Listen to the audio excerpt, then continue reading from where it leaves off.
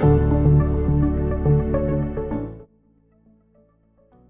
Khadija, your obstacle here I'm reading is what kind of capital I need to invest as a home baker. So as a home baker, you have to first categorize where all capital needs to be invested. You have to work backwards. Where all it needs to be invested. So firstly, you need to get your certificates in place to start working as a home baker, which is a FSSI certificate needed. GST can be looked into later on when your revenue uh, passes 12 lakhs per annum. So you need to have somebody to help you with the basic legal thing. So you have to find out how much is that going to take. You have to invest something in your R&D. You have to try out the menu product. So the raw materials, basic raw materials, how much is it going to charge you, because you will not be buying it at bulk, which is at a lesser price. You have to see how much you have to invest in your raw material, what is needed for your menu. Third thing would be your oven, your mixer. The basic equipments needed to start a home bakery would be an oven, a mixer, or the basic raw materials, electricity, induction. So you have to make a list of what all is needed for your menu in specific and see how much that is going to take. Thirdly would be basic packaging. I wouldn't recommend to invest too much in branded boxes and all of that. Basic sticker packaging on plain white boxes also works great. So see how much would that come up to.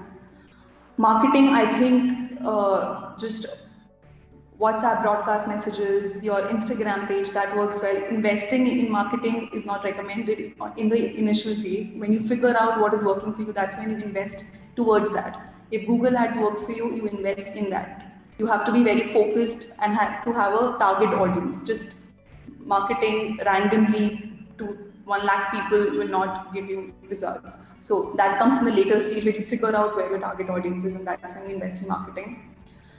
At the initial stage, having maybe, but you can use tools which can help you create an online menu, so people can have a look and order it by themselves. You don't need to be involved in every conversation. So there is a tool that we use. It's called Insta Dukan, where you can create your digital menu. It's as good as creating an Instagram page, but people will be able to shop on that, which is free of cost. So that is something you can look at. And I think, yeah, I read that you are baking for your friends and family free of charge. So if you are doing something and your friends and family are there to support you, I'm sure they'll be happy to pay for it. So you can have a friends and family discount, but doing it completely free of charge, I think they will end up taking you for granted that she will always be there to bake for you. You can put out your menu, you can put your menu out there and have a friends and family discount running for them, and I'm sure they'll be happy to encourage you and also pay for your products, because there's a lot of effort and time which goes into it, and you have to talk about it. You have to express, you have to educate rather, because people might think that it might not cost so much, or it does not take so much time. She does it every day. It must be easy for her.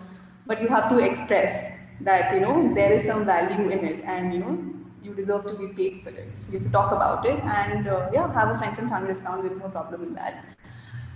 Right, so yeah, just list it out, have an Excel sheet, see how much each of these categories take, and then come up with the budget.